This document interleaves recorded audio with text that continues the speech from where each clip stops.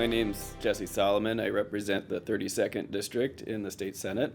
It's a very urban district. It includes North Seattle, Shoreline, Linwood, Mount Lake Terrace, Woodway, and parts of Edmond. This year's a housing issue. Housing's a big issue this year. Cost of rent is out of control. Cost of buying property is out of control. And so the legislature, the Democratic caucus, is looking at this from different perspectives. Rent stabilization, rent control is one perspective. What I'm focusing on as chair of the local government committee in the Senate is supply side stuff. So how do we fix some of the broken processes when you're applying to build homes?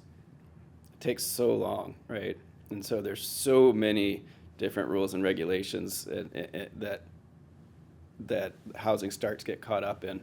And so just changing them one by one so that we can get more throughput, because no matter whether you like it or not, supply and demand is the basic law of economics, right? If you don't add supply, then cost is going to go up no matter what you do. So we're trying to work on the supply side. Other things I'm working on: public safety. We passed a bill called Youth Access to Counsel, which basically has been interpreted by some jurisdictions to say that if there's somebody under 18 who's been a victim or a witness or a suspect in a crime, the police can't talk to them unless they call a lawyer, get their permission, and most lawyers won't tell them to talk with the police. So there's been a number of tragic unsolved killings. 3 boys went into a school bathroom with a handgun. 1 wound up dead. No interviews were had. And so what we're trying to do is not repeal the law. The basic idea that you should know your rights is great.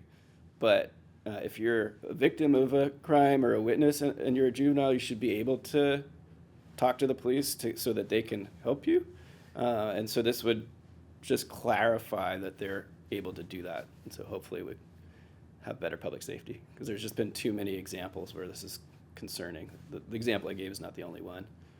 I was interim chair of agriculture and natural resources over the summer, and so we worked on salmon habitat restoration issues, and there's a couple similar to the housing issue. The permitting to actually allow salmon habitat restoration projects is very lengthy, and that throws off the timelines. If you have a grant where you have to build within 2 years or give your grant money back, well, it just undermines your ability to move forward. So I have a bill to streamline that process, and also to help them get the supplies they need. A lot of it is large woody debris that they put in the rivers, but they have to go to bid for DNR timber, and it just doesn't work out. And so this would allow a direct sale of up to $250,000 for that wood.